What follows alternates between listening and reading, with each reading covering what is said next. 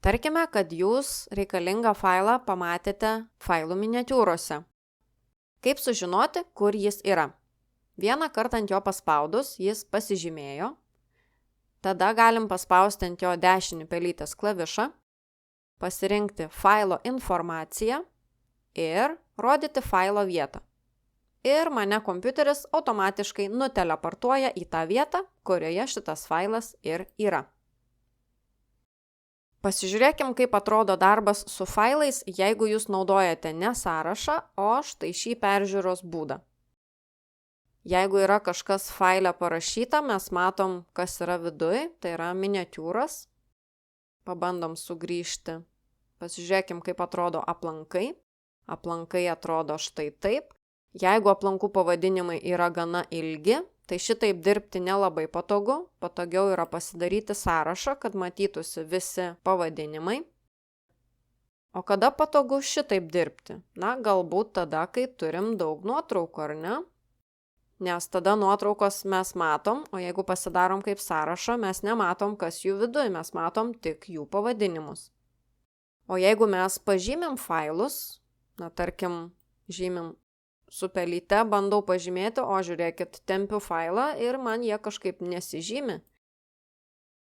Tai pažymėti failus galiu arba su Ctrl+A, arba, kaip jau minėjau, paspausti ant pirmojo failo, laikyti Shift klavišą klaviatūrai ir paspausti ant kito failo, iki kurio aš noriu failus pažymėti.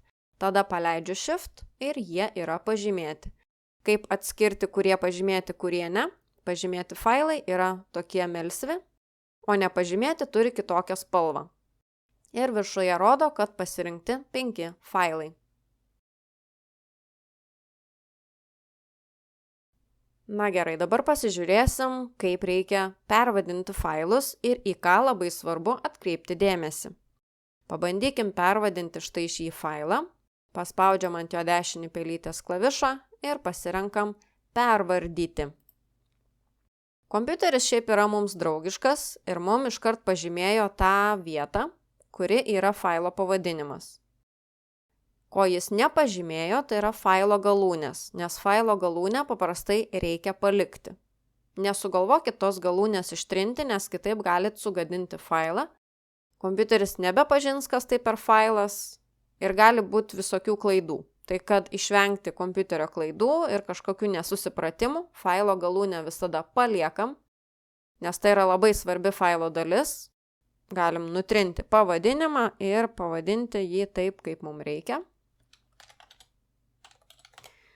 Paspaudžiam gerai ir failas yra pervadintas. Pažymėjus failą, pasižiūrėkim, ką rodo prie šitų 3 taškelių.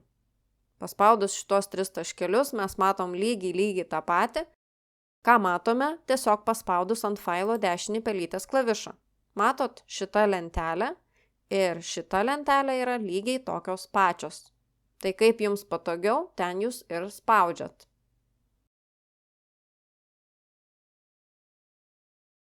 Mums reikia būtinai pasikalbėti apie tai, kaip geriau vadinti failus ir aplankus ir kaip geriau jų nevadinti. Štai šitų aplankų pavadinimai yra visai neblogi. Kodėl? Todėl, kad jų pavadinimai yra nuoseklūs. Pavadinimo pradžioje eina metai, po to klasė, o po to tekstas, kuris atspindi tai, kas yra šiame aplanke. Jeigu vieną aplanką vadinate taip, tai ir visus kitus aplankus turėtumėt vadinti panašiai. Kodėl? Pasižiūrėkime į blogą pavyzdį. Štai visi šitie failai yra pavadinti netinkamai. Na, kiekvienas iš jų galbūt tinkamai pavadintas, bet jeigu turime bendrą visumą, ji yra bloga.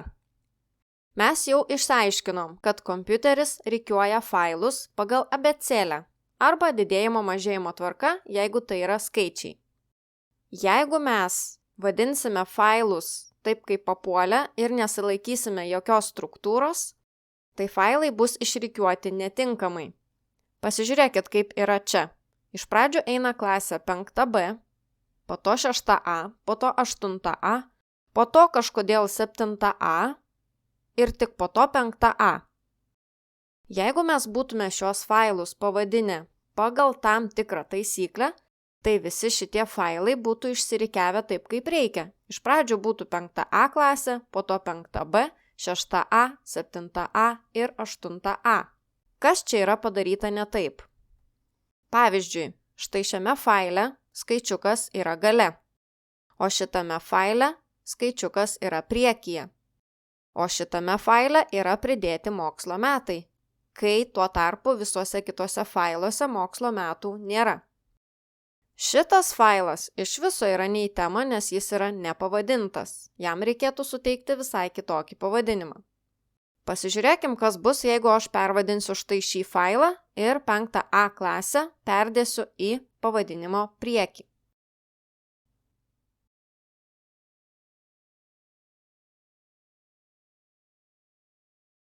Stebėkite, kas atsitiks, kai aš paspausiu mygtuką gerai. Ar matėt, kas įvyko? Šis failas nušoko į patį viršų, kadangi skaičiukas, tai yra 5A klasė, jau yra failo priekyje, o ne gale. O ką reikėtų padaryti su štai šiuo failu, kad jis nušoktų į viršų? Lygiai tą patį. 5A turi būti priekyje.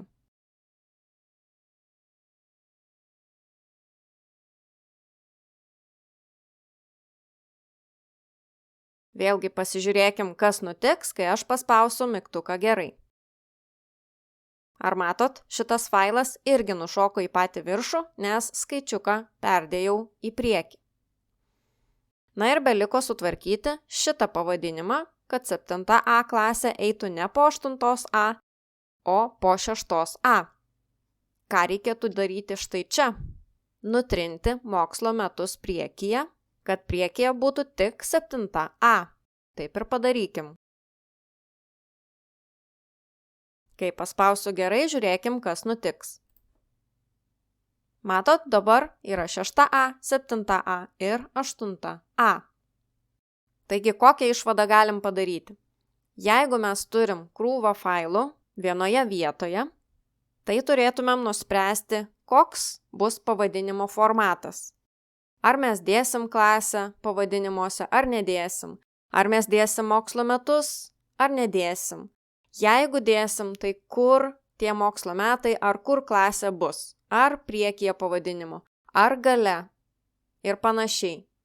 Jeigu laikysimės struktūros, tai mūsų failai bus išrikiuoti gerai. Jeigu jos nesilaikysim, tai tvarkos ir neturėsim.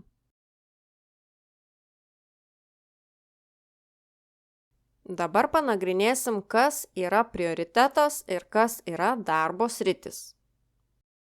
Nuėjus į prioritetą, kągi mes matome? Mes matome failus, su kuriais mes pastaruoju metu dirbome. Čia yra labai panašu į tas miniatiūras, kurias mes matome paspaudus ant mano diskas. Na, iš tikrųjų tai yra lygiai tas pats. Tik čia mes matome failų miniatiūras, o prie prioriteto nuėjus mes matome tiesiog failų sąrašą. Aišku, mes galim pasirinkti, kad rodytų miniatiūras. Ir kaip matot, matom lygiai tą patį, ką ir čia. O dabar pasižiūrėkim, kas yra darbo sritis. Darbo sritis yra labai patogus dalykas, jeigu jūs turit labai svarbių failų, kuriuos visada norit pasiekti.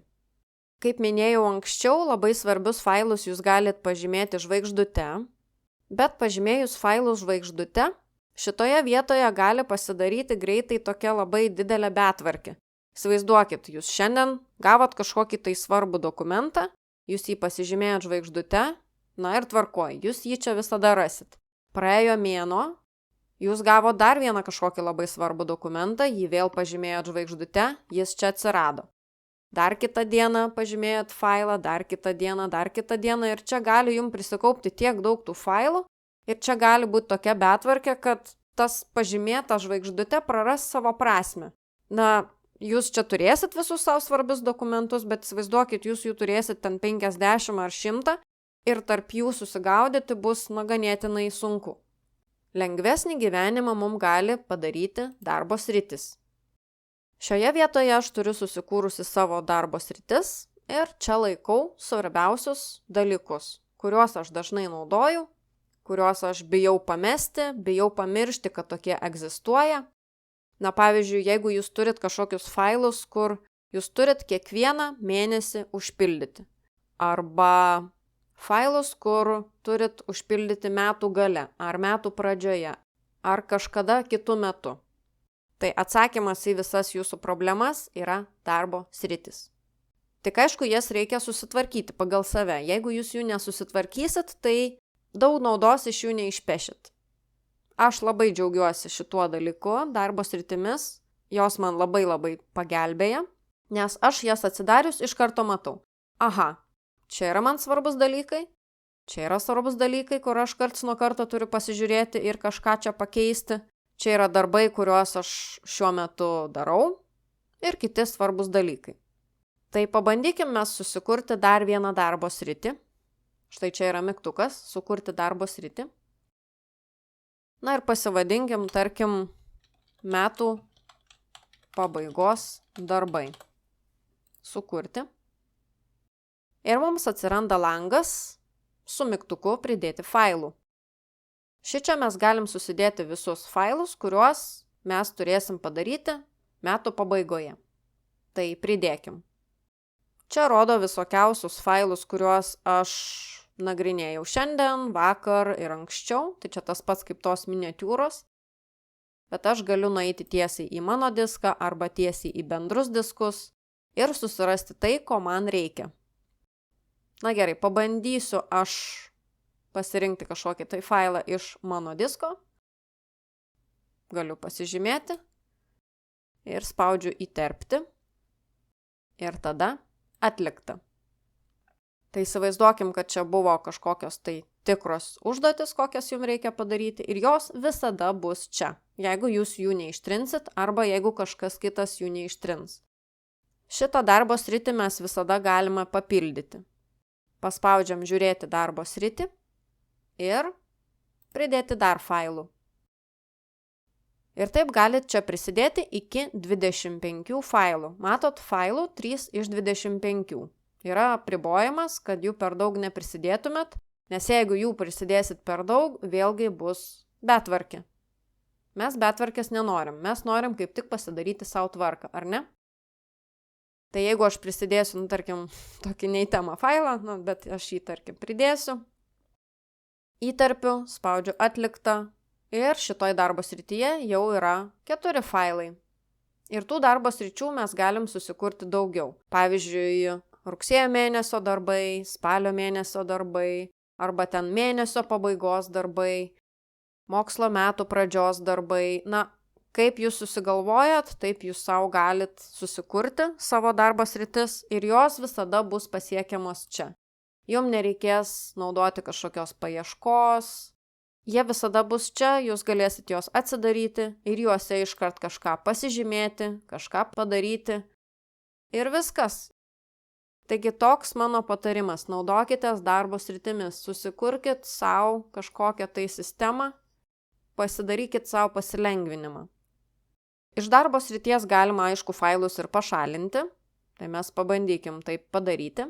Paspaudžiam žiūrėti darbo sritį, pasirenkam failą. Pažymėjus failą, paspauskime ant 3 taškelių ir pašalinti iš darbo srities. Tas failas nėra ištrintas, jis vis dar yra tam aplanke, kuriame ir buvo, jo tiesiog nebėra čia, jis nebesimato. Jeigu darbo srities nebereikia, pavyzdžiui, dalyvavot kažkokiam projekte, turėjot projekto svarbius failus vienoje darbo srity, projektas pasibaigė, jums tie failai nebeįdomus, tą darbo sritį galite ištrinti.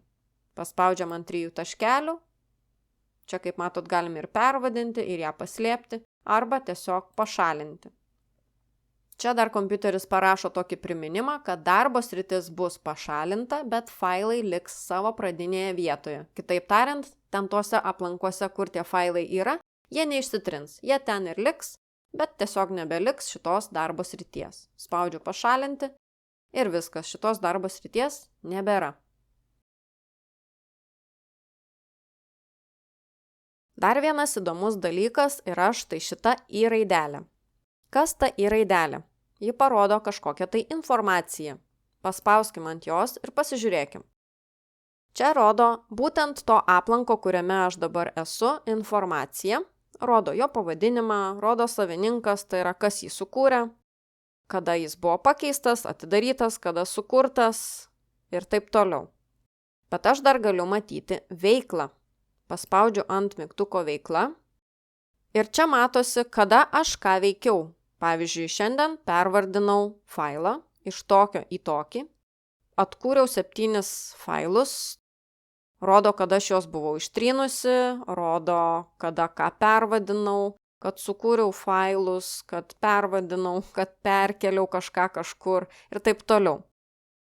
Tai čia mes matėme dabar tik šito aplanko veiklos informaciją. Jeigu aš nueisiu tarkim, į mano diskas, tai aš matysiu viso savo disko veiklą. Paspaudžiu ant I raidės, veikla, ir čia jau bus daugiau veiklos. Nes čia yra daugiau aplankų, daugiau failų ir taip toliau. Kam šitai gali būti naudinga?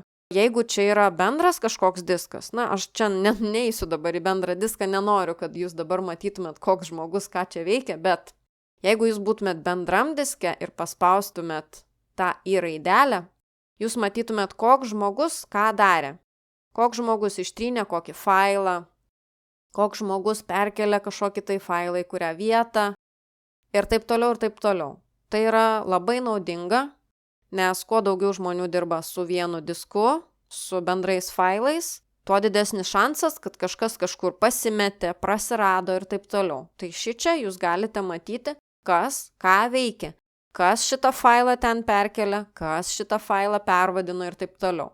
Tik ta veiklos informacija tikriausiai nebus čia be galo be krašto. Bus gal paskutinis mėnuo, o gal daugiau, net nežinau iš tikrųjų, kiek čia istorijos tos rodo, bet šiek tiek jos tikrai bus.